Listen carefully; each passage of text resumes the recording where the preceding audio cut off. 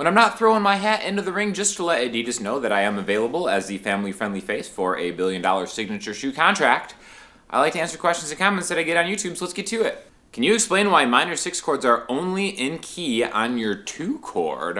Well, look at this. We have our first TikTok question. If you've been following these chord of the day shorts that I've been doing, I've also been posting them onto TikTok. So feel free to follow me over there if you want all your data stolen and potentially used against you in a global war someday. But yeah, the minor 6 chord, we talked about D minor 6. All these chords that I've been doing chord of the day style have been in the key of C, right? I do believe that minor 6 chords are probably the most confusing because it's like, oh, a minor chord with the 6th note from the minor scale. That would make sense for a minor 6 chord, but no, it's a minor chord when you add the 6th note from the major scale. So the way it lines up is D is the 2nd degree in the key of C, right? If we have all the notes like C, D, E, F, G, A, B, and C, but we start with the D, D, E, F, G, A, B, C, D. We have the first note in D minor, the minor 3rd, and the 5th, but that 6, D's position has the same 6 as if it were the D major scale. So you end up with this chord right here. Okay? D minor 6. Okay? You can think of it just as a D minor chord with a major 6. What that note would be D, E, F, G, A, B. And the D minor scale, that would be B flat. Okay? Now what I want to talk about is a chord video I posted just the other day, maybe even today, even depending on when this comes out. This is one of my favorite things that I've discovered from doing this chord of a day thing. Contrary to popular belief, I didn't know all these chords at the beginning of the month. I wanted to do something where all the chords stayed in the same key, so you could maybe kind of use them in context and stuff. And one of my favorite ones so far has been this one right here, which is an E minor 7 flat 6, okay? So in some ways, the way that you think about it is almost like the opposite of the D minor 6, E minor 7 flat 6. It's actually, E would have that 6 in there, and it kind of creates such a different vibe. So real quick, let's just like listen to this chord versus a D, and end on C. So a really cool way to kind of go back down.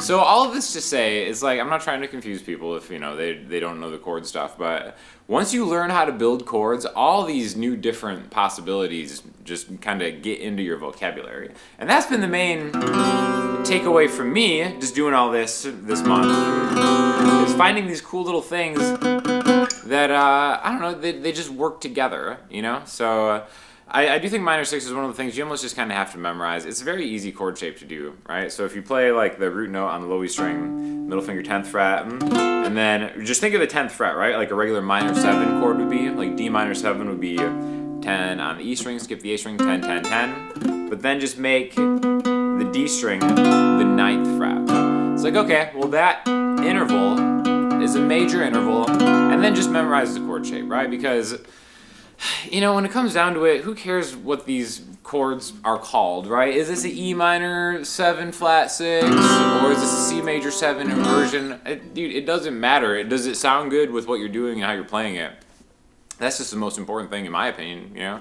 Because my whole reason for learning chord vocabulary is to maybe write more interesting songs, more interesting chord progressions. So I think that's just been like a really cool thing that I've discovered teaching a lot of these chords, and hopefully if you're following along at home, it's been helpful for you too.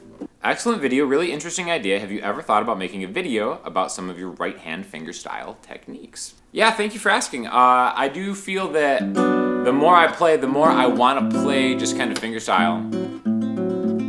Either Travis picking hybrid or like a root chord, like that kind of deal.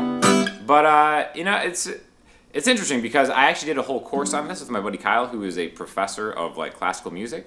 And if you're interested, we did a Udemy course, and I'll put it on sale for like the next week because I can make these coupons for like a week at a time. So on super sale, link in the description if you're interested in fingerstyle guitar, because it's a cool kind of vibe I have with Kyle. Him being a professor and him doing things like the right research-educated way, and then my take just being kind of like, well, this sounds good when I just do this, right? I think it ended up being like a cool course, and there's a lot in it, and it's like really inexpensive, especially when it's on sale. So if you are interested in that kind of thing, either check out that or check out the Patreon, because in the Patreon I teach a lot of my own songs and I teach how I play them. So there's definitely a lot of stuff out there if you're interested in it.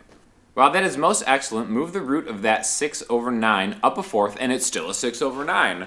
This has been actually my favorite thing that I've discovered that I didn't even know, are these 6/9 chords, right? So if we have this G major chord, where really it's just a regular G major chord, but you bar the 2nd fret on the D string and the G string.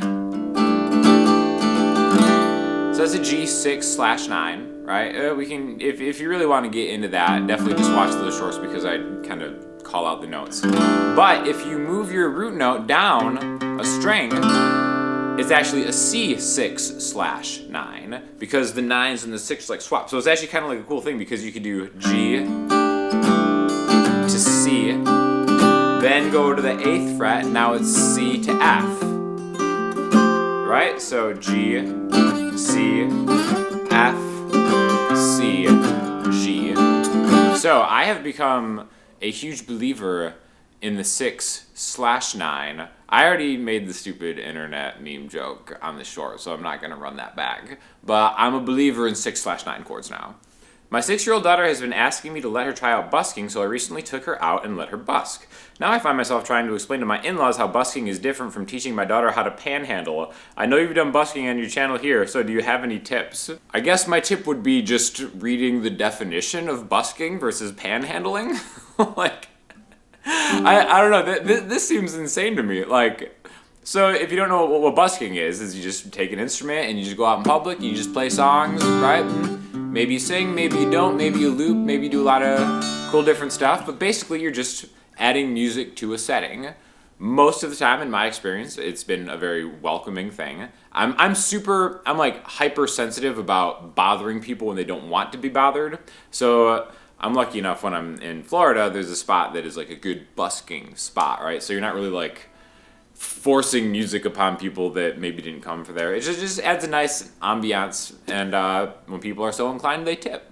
I'm never like, hey, please give me money. I'm just playing guitar, trying to like shake people down and have them just like I said, it's not a shakedown, which is what I kind of feel like the definition of panhandling is. Maybe I'm way wrong about this, but my advice on tips to differentiate busking from panhandling would just be the surefire way of confronting them with logic and experience.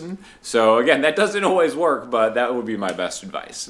Boring. All the guitar teachers are boring. All the guitar teachers are boring? Of the millions of internet guitar teachers there are out there.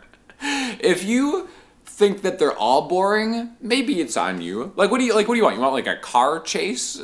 Like a high-speed, high-stakes car chase? Like Marty Schwartz hanging out of a helicopter, like trying to teach you how to play chords like on the way down? Yeah, I don't know. I try to keep these as lively as I can just by power chugging Starbucks cold brew before I turn the camera on. So that's kind of like my secret weapon, just try to keep things moving. But yeah, if you think literally everybody is boring, might be on you. Gracie, that was awesome. I'm a fan. Love your voice, and you nailed it with the rhythm parts. A roll your mic. Sean is again a lucky dog. I have to use 57s and 58s I've had since the 70s. Sean, can you get Gracie to do a few more? It sounds really great.